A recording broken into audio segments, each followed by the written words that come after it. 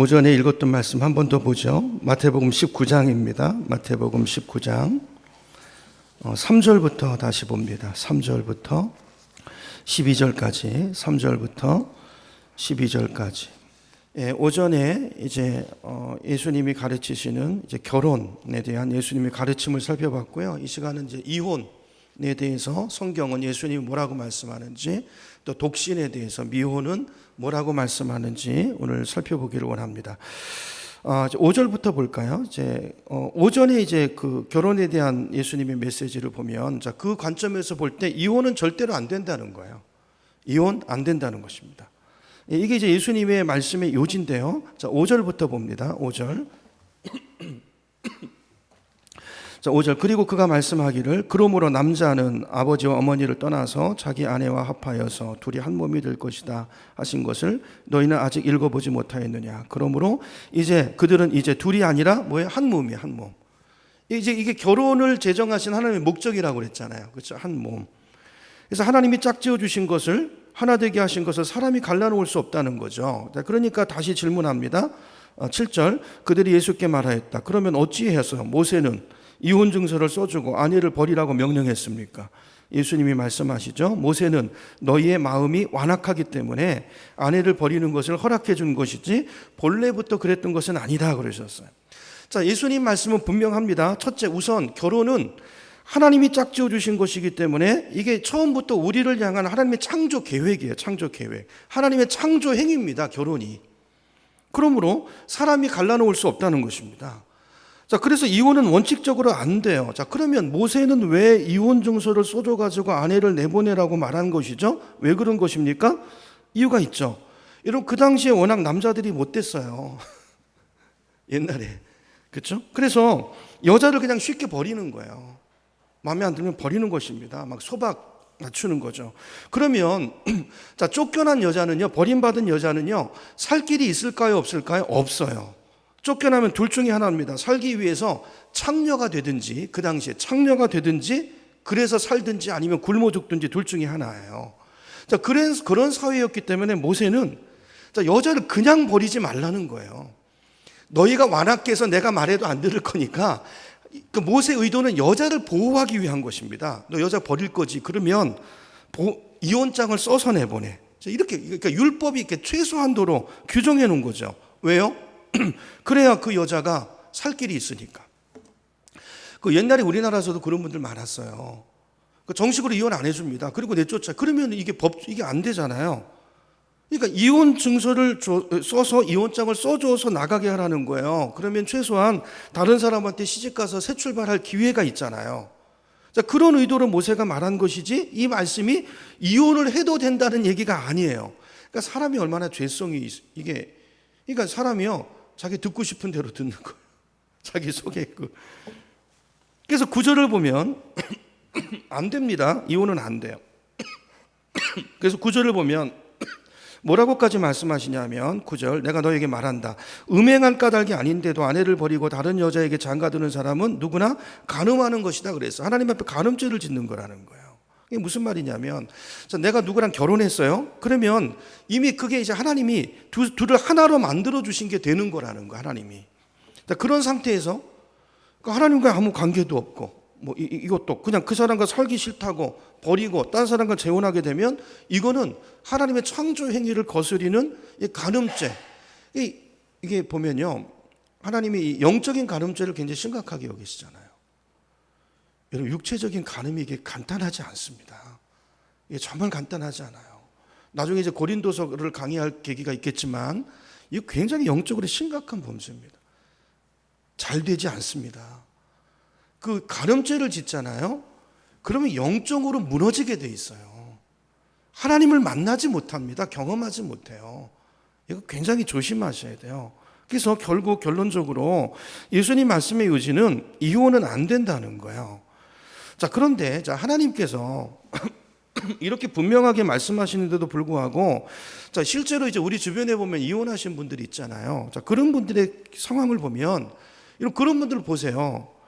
이해가 가죠. 그거 뭐라고 할 수 있습니까? 그분들이 살고 있는 형편을 가서 들어보면요, 하나님 말씀이니까 참고 사세요, 이런 말이 도저히 안 나오는, 죄송합니다. 저희 어머니도 저희 이제 부모님도 재혼하셨는데요. 저희 어머니 같은 케이스도 그런 케이스였어요. 도저히 같이 살 수 없는 하나됨을 이게 이제 결혼의 목적이 하나됨을 연합을 이루어가는 건데요. 연합은 고사하고 살 수 없는 그런 상황들이 있습니다. 인간이기 때문에 어쩔 수 없는.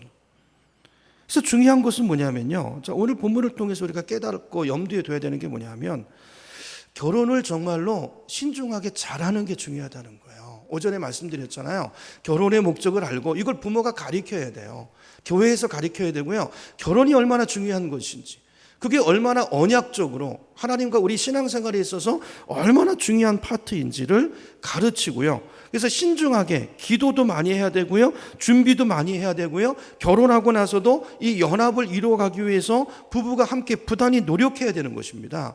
이런 교회 안에 교육 과정들이 있어야 돼요. 그래서 결혼 생활을 잘 가꾸어 가고 이 언약 생활을 지켜가고 이게 언약 백성으로서의 어떤 삶의 습관들을 길러가면서 천국 백성으로서 훈련을 해나가는 거예요. 그게 결혼 생활과 교회 생활입니다. 그렇죠? 그러므로 여러분 이제 이게 우리 사명이에요. 사명. 이 시대적인 사명입니다. 오전에 좀 아픈 얘기를 사회상을 말씀드렸잖아요. 많이. 여러분 자녀들의 결혼을 위해서 기도하시나요? 정말 기도하셔야 돼요. 기도 많이 하셔야 됩니다.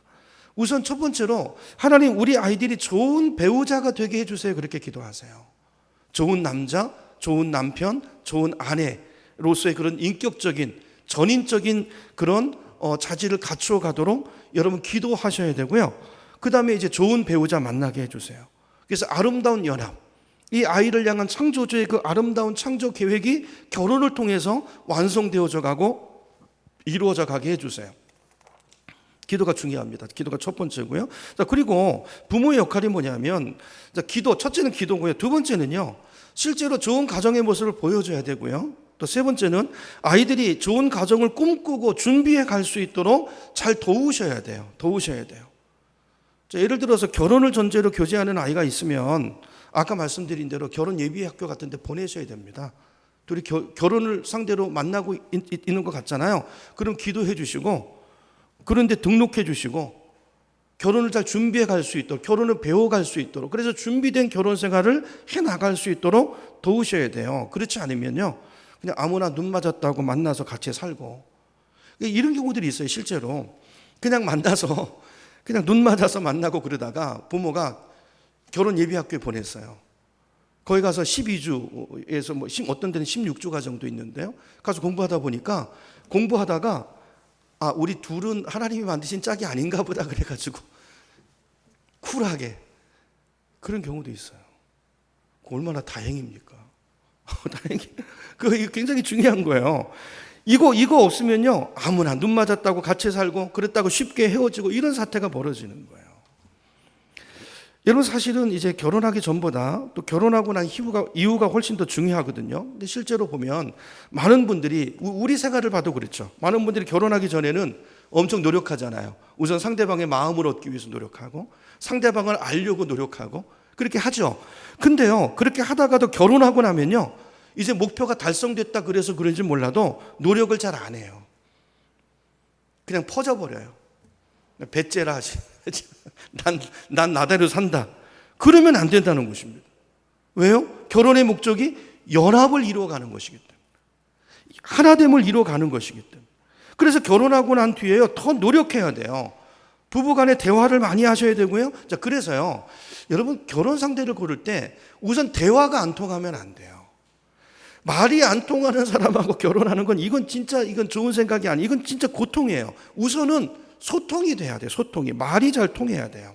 그리고 오전에 말씀드린 것, 여러분 취미생활 꼭 같이 하시기 바랍니다.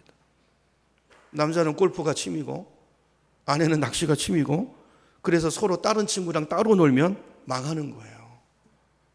망하는 것입니다. 여러분 요즘 이 시대가 얼마나 악한 줄 아세요? 취미생활 꼭 같이 하시고, 이따 보겠지만 고린도서를 보면요, 결혼하고 나잖아요, 부부는 한 몸이에요. 내 몸이 내 몸이 아니고 남편의 몸은 아내 것입니다.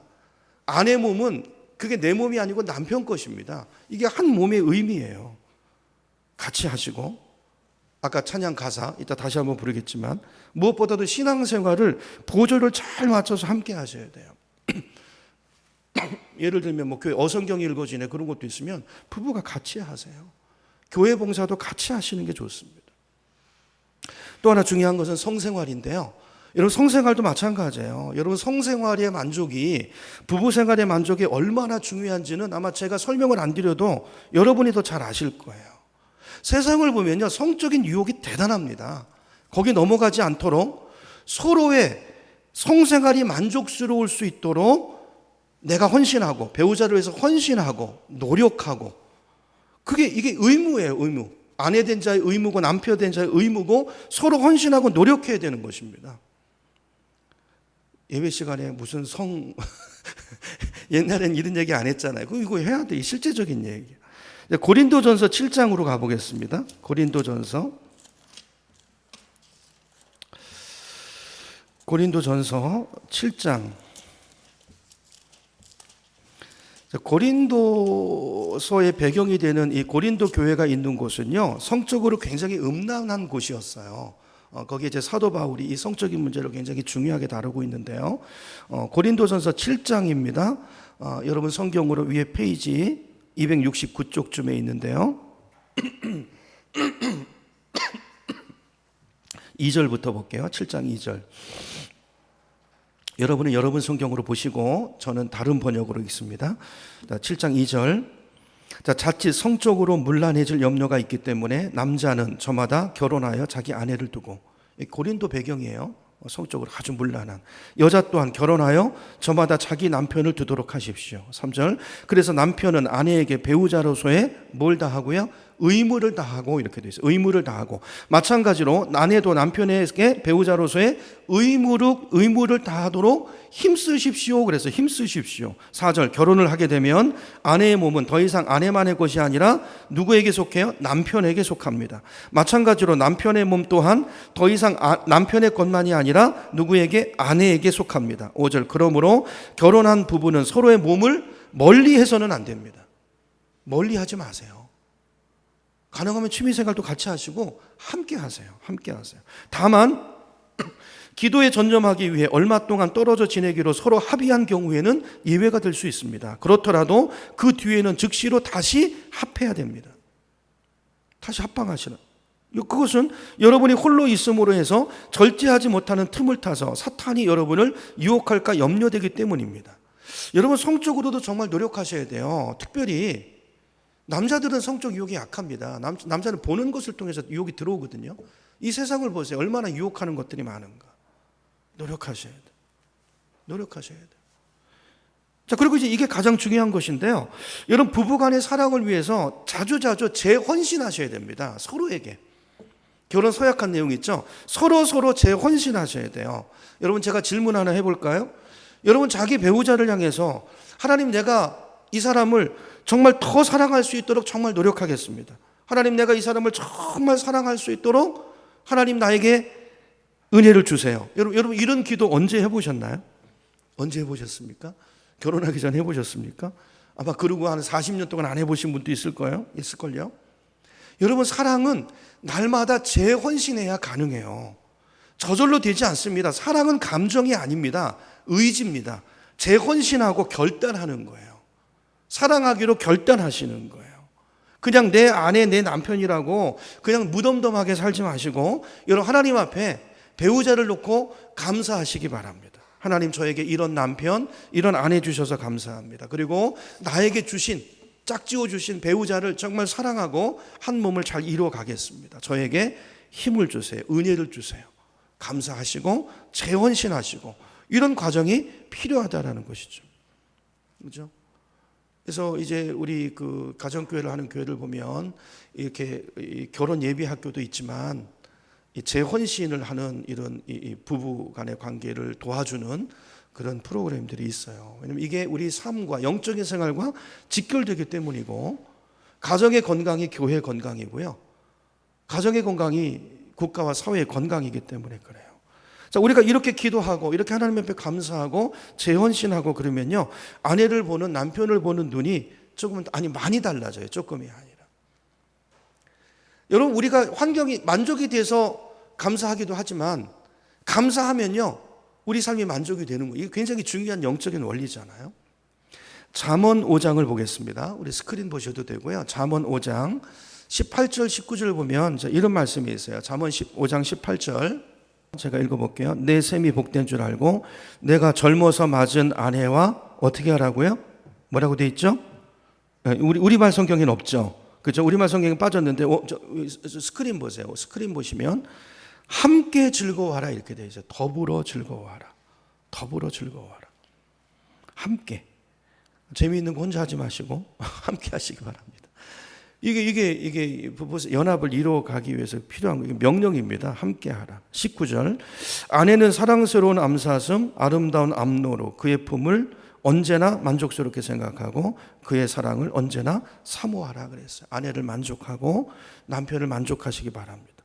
그러니까 젊었을 때 사랑했던 그 마음처럼 하나님 변치 않고 연합을 잘 이루어가게 해주세요. 그러니까 진짜 있잖아요. 부부가 오래 10년, 20년 갈수록 점점 더 그 사랑이 깊어져야 돼요. 진해져야 되고 깊이가 있어야 되는 것입니다. 그래야 잘 가는 거예요. 이게 하나님이 부부로 만나게 해주시고 가정을 이루게 하시는 하나님의 목적이에요. 목적. 자, 그래서 다시 돌아가면 결론적으로 예수님께서 이혼은 절대로 안 된다고 말씀하셨어요. 자, 그런데 9절 보면 예외를 한 가지 두셨어요. 그죠? 그게 뭐죠? 예외가 뭡니까? 음행이죠. 음행한 까닭이 아닌데도 아내를 버리고, 그러니까 음행했을 경우는 이혼을 허락하시는 거예요. 여러분, 하나님이요 우리를 아세요. 막무가내로 몰아붙이시는 분이 아니고, 그렇죠? 이 원칙을 주시고 그 다음에 예외적인 상황을 두시는 거예요. 자, 여기 음행이라고 하는 것은 저는 이렇게 해석해요. 이게 꼭 음행만을 말하는 것이 아니라고 봐요. 여기 음행이 왜 나왔을까요? 오전에 말씀을 살펴본 것처럼 원리를 찾는 게 중요하죠. 왜 음행을 얘기하시는 걸까요? 이게 음행이 연합을, 언약을 깨는 것이잖아요. 하나됨을 이루어가는 것을 깨는, 거기에 해당되는 것의 대표적인 것으로 음행을 말씀하신 거예요. 그러니까 이 음행 안에는 저는 이런 것이 포함된다고 봐요. 가정을 도저히 유지할 수 없고 함께 연합을 이루어갈 수 없는 어떤 그런 상황들이 있잖아요. 예를 들면 술이라든지 알코올 중독자와 연합할 수 있습니까? 마약, 도박 이런 거에 빠져가지고 전혀 가정을 돌보지 않고 돈을 갖다 주는 게 아니라 집안살이 다 팔아가지고 가서 그죠? 도박하고 또 폭력을 쓰고 이런 경우는요 불가피하게 하나님께서 이혼을 허락하셨다는 거예요. 저는 그렇게 해석합니다. 자, 이런 경우가 아님에도 불구하고 이혼을 하게 되면, 그리고 다시 재혼을 하게 되면 그거는 간음이라는 거예요. 간음죄에 해당된다는 거예요. 주님께서 이렇게 예외적인 조항을 하나 딱 두고 이혼은 절대 안 된다 박으신 거예요. 그러니까 결국 이 말씀은 예수님께서 이혼하지 말라는 것을 강조하기 위해서 주신 말씀이지, 우리가 재혼은 전부 죄라든지 이걸 말씀하는 본문은 아니라는 걸 우리가 기억해야 되겠죠. 자, 근데 이제 우리 한국 교회 이 전통 특별히 보수적인 교회에서는요 이 말씀을 어떻게 봤냐면요 재혼을 죄라고 봤어요. 옛날에 제가 다니던 교회 그랬어요. 제가 처음 청년에 나가던 교회. 그러니까 이제 어떤 현상이 교회 안에 벌어지냐면요 교회 안에서 이제 이혼을 경험하신 분들이 있잖아요. 그런 분들이 재혼할 기회가 오잖아요. 그럼 이게 죄로 여겨져 가지고요 쉬쉬하는 거예요. 그래서 몰래 가서 결혼하고, 그리고 이제 이게 알려질까 봐 교회를 옮기고 지역을 옮겨버리고, 이런 현상들이 실제로 한국 교회 안에 많이 있습니다. 그런 거 아니니까 그렇게 하지 마시기 바랍니다. 만약에 우리 교우들 가운데 누군가 이혼의 피해자라면 또 피해자가 아니라 할지라도 예전에 하나님을 잘 몰라서 그랬다든지 믿음이 어려서 그랬다든지 그랬을 수 있잖아요. 그래서 이혼한 경우가 있다면, 그리고 그 부분에 대해서 분명히 내 잘못에 대한 이 내 죄성이 인지가 되고 그것에 대해서 충분히 회개했다면 여러분 축복 가운데 다시 재혼하실 수 있어요. 그렇죠? 그러므로 쉬쉬하지 마시고 또 교회를 또 이렇게 하지 마시고, 그렇죠? 말씀을 바르게 이해하고 우리가 좋은 과정을 거쳐서 충분히 새로 시작할 수 있으니까 그런 길들을 열어가시는 여러분이 되시길 바랍니다. 그러니까 요즘은 실제로요 재혼을 돕는 프로그램도 굉장히 많이 있습니다. 우리 교회 기관들 가운데서 많이 있어요. 그리고 또 저도 잘 도울 수 있거든요. 그러니까 그런 경우에 해당된다면, 근데 이 정상적인 회개 과정을 거치고 결혼의 의미를 바로 알고, 여러분 재혼이 초혼보다 더 어렵습니다. 여러 가지 더 복잡한 조건들이 많아요. 그래서 정말 잘 인도를 따라서 그런 것들을 잘 걸러가면서 인도를 받는 게 굉장히 중요해요. 그래서 그런 과정들을 거치셔서 정말 축복되게, 다시 실수하면 안 되잖아요. 그렇게 행복한 결혼 생활을 열어갈 수 있는, 또 주변에 그런 분들이 있다면 그렇게 바른 해석을 주시고 그렇게 권면해 줄 수 있는 우리가 됐으면 좋겠습니다. 그 다음에 이제 마지막 남아있는 게 이제 미혼이죠. 독신인데 우리 10절 말씀을 보겠습니다. 10절. 제가 읽죠. 제자들이 예수께 말하였다. 남편과 아내 사이가 그러하다면 차라리, 그러니까 이혼할 수 없다면 차라리 장가들지 않는 게 좋겠습니다. 이거는 뭐 마음대로 살겠다는 얘기죠. 여자를 이렇게 쉽게 버릴 수 없는 거라면 장가 안 들겠습니다. 차라리 혼자 살겠습니다. 이 소리죠. 그렇죠? 그 11절에 주님 뭐라고 말씀합니까? 누구나 이 말을 다 받아들이지 못한다. 다만 타고난 사람들만 받아들일 수 있다. 무슨 말이겠어요? 혼자 사는 게 쉬운 줄 알아? 독신도 은사라는 얘기가 있잖아요. 그 얘기를 하시는 거죠. 12절입니다. 12절. 자, 모태로부터 그렇게 태어난 고자도 있고, 사람이 고자로 만들어서 된 고자도 있고, 또 하늘나라 때문에 스스로 고자가 된 사람도 있다. 예수님, 바울이 그런 경우죠. 자, 이 말을 받아들일 수 있는 사람은 받아들이라 그랬어요. 여러분, 고자가 뭔지 여러분 다 아시죠? 자기 성기를 거세한 사람을 말하는 것입니다. 예수님께서 그 당시 고린도에 그런 사람들이 많았어요. 형벌로 그렇게 된 사람도 많고, 그 예를 들어서 그 약간의 유머랄까요? 위트식으로 이제 예를 들어서 말씀을 하시는 거죠. 자, 예수님께서 하늘나라 때문에 스스로 고자가 된 사람이란 얘기를 했는데, 이게 무슨 얘기인지 아시죠? 어떤 사명 때문에, 예수님이나 사도 바울 때문에 결혼하지 않은 사람, 이런 사람은 복되다 그랬습니다. 복되다. 이런 이 말씀을 통해서, 자, 이 말씀을 통해서 우리가 이제 기억해야 될 게 뭐냐면요, 미혼이라는 시절은 은사가 있어서 결혼 연령이 됐는데도 결혼 안 한 사람들이 경우도 마찬가지고, 또 아직 이제 배우자를 못 만나서 그런 경우도 마찬가지죠. 여러분, 미혼 혼자 있는 이 시절은요, 우리에게 굉장히 의미 있는 시간일 수 있다는 거예요. 여러분, 내가 혼자 있을 때, 여러분 결혼하면 내 몸이 내 몸이 아니잖아요. 가족이 있기 때문에 내 마음대로 못하는 일이 많죠. 하나님 나라를 위해서 헌신도 해요. 여러분, 헌금도 함부로 못합니다. 결혼하면. 그렇죠? 배우자가 그 동의하지 않는 경우에 어떻게 그게 헌금을 할 수 있겠어요? 그러니까 이건 뭘 말하는 것입니까? 미혼일 때만큼 하나님 나라를 위해서 헌신할 수 있을 때가 없다라는 거예요. 그렇죠? 정말 마음 놓고 선교갈 수도 있고, 그때는 마음 놓고 봉사할 수도 있고, 또 물질을 가지고도 자기 자신을 위해서 얼마든지 투자할 수도 있고, 뭔가 새로운 일을 위해서 모험할 수도 있고, 이런 기회를 가질 수 있는 때가 언제라고요? 미혼의 때라는 것입니다. 미혼의 때. 미혼이 그런 기간이라는 것입니다. 자, 근데 오늘날 이제 우리 오전에도 말씀드렸지만, 우리 문제는 뭐냐면 미혼을 뭔가 부족한 걸로 생각하는 거예요. 그래서 이제 그런 말 많이 하잖아요. 우리 반쪽이 만나서 결혼한다. 그러니까 혼자 있으면 반쪽. 그러니까 저건 뭔가가 이제 부족한, 그렇지 않습니다. 성경은 절대로 그렇게 말하지 않습니다. 배우자를 만나지 못한 사람은 절대로 미완성이 아니에요. 우리 한 사람 한 사람이 스스로가 완전한, 하나님이 만드신 완전한 객체예요. 우리 스스로가 충분한 하나님의 형상을 따라 지어진 하나님의 자녀입니다. 하나님께서는 객체를 통해서, 결혼이라는 이 언약을 통해서 우리에게 새로운 하나님의 뜻을 이루어 가려고 하시는 것이지, 우리가 부족하기 때문에, 반쪽이기 때문에 결혼해야 된다는 의미는 성경적인 개념은 아니에요. 오전에도 말씀드렸지만 결혼은 0.5 더하기 0.5 해가지고 1이 되는 게 아니라 신비죠. 1 플러스 1이 1이 되는 거예요. 하나님도 삼위일체 개념도 마찬가지입니다. 3분의 1 플러스 이게 아니고, 하나님이 다 완전하신 분이세요. 성부 하나님, 성자 예수님, 성령 하나님. 그 세 분이 온전히 하나됨을, 사랑 안에서 하나됨을 이루는 것이죠. 이게 결혼의 신비인 것이지, 혼자 있으면 부족하기 때문에 짝을 만나서 완전해지라는 의미의 그런 결혼이 아닌 것입니다. 그렇기 때문에 미혼은 절대로 그 자체가 부족한 상황은 아닌데도 불구하고 우리 속에 그런 이제 선입견이 있으니까 우리는 어떻게 합니까? 뭐 대학 졸업하고 어떤 나이가 연령대가 된 사람을 보면 습관적으로 묻는 게 뭐죠? 야, 너 요즘 만나는 여자 있냐? 그렇죠? 무슨 명절 때 되면 맨날 그거. 그래서 애들이 가기 싫어하잖아요. 집에 가기 싫어하고 명절날 가기 싫어하고. 너 결혼 언제 하냐? 야, 지금 어째 너는 만나는 여자가 하나 그 나이가 돼도 없냐? 그러니까 젊은이들이 스트레스를 받죠. 그러니까 어떻게 하든지 이게 뭐 내가 좀 문제 있나? 이렇게 생각하기도 하고 억지로 짝을 찾으려고 애쓰는 경우들이 너무 많이 있어요. 심지어 교회 다니는 청년들조차도 이렇게 막 그냥 이렇게 하는 경우들이 있습니다. 그거 아니라는 것입니다. 그렇죠? 그러니까 우리가 특별히 젊은이들을 보면서 이렇게 보채지 않았으면 좋겠어요.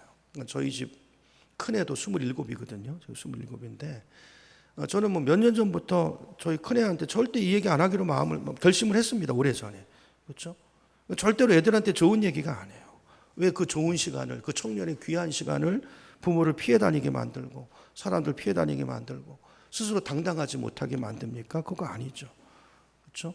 그래서 그 시간을 소중하게 여기고 그 시간에 자기 개발을 충분히 하고 또 하나님을 위해서 마음껏, 교회를 위해서 마음껏 봉사하고 헌신할 수 있는 그런 기회로 여겨서 하나님 앞에 헌신할 수 있는 기회로 우리 자녀들을 격려하시고 그렇게 축복해 줄 수 있는 저 여러분 되기를 간절히 소망합니다.